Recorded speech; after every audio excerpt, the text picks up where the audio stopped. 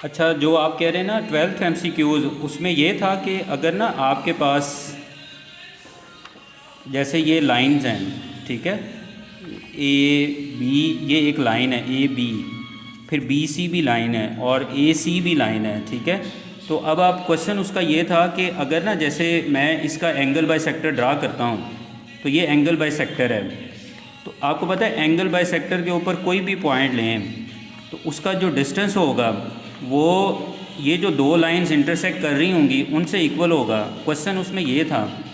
तो उसका ऑप्शन जो 12 है ना, उसका एंगल बाई सेक्टर इसलिए बन रहा है क्योंकि उसने ये कहा था कि अगर दो लाइंस कट कर रही हूँ, जैसे ये मैंने ए बी को एक्सटेंड किया ना और ए सी को, तो ये दो लाइंस कट कर रही हैं। तो इसका मतलब है कि आप जब इस लाइन का इस तरह से एंगल बाई सेक्टर लें तो यहाँ पे कोई भी पॉइंट लें इसके ऊपर, तो वो इस लाइन से और इस लाइन से वो इक्वल होगा, ठीक है।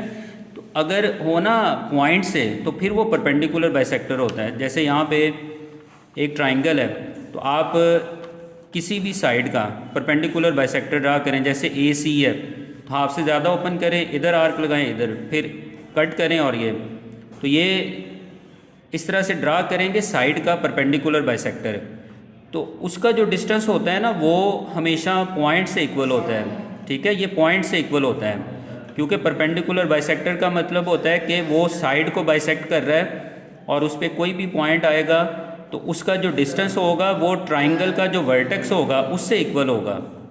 लेकिन क्वेश्चन के अंदर आप स्टेटमेंट को अंडरस्टैंड करें, उसमें ये मेंशन है कि आपके पास दो लाइंस कट कर रही हैं, ठीक है, दो लाइंस कट कर रही हैं। तो जो दो लाइंस कट कर रही हैं अगर आप उनका एंगल बाई सेक्टर ड्रा करें तो उन पॉइंट्स का डिस्टेंस इक्वल आएगा। तो इसलिए 12th का जो MCQs का ऑप्शन बनता है वो एंगल बाई सेक्टर बनता है, क्योंकि एंगल बाई सेक्टर की जो लाइन होती है ना उस पर जो पॉइंट आता है उनका डिस्टेंस लाइन से इक्वल होता है। जो परपेंडिकुलर बाइसेक्टर होता है उसके ऊपर जो पॉइंट्स आते हैं उनका डिस्टेंस वर्टेक्स से इक्वल होता है, ठीक है। तो ये आपने डिफरेंस याद रखना है।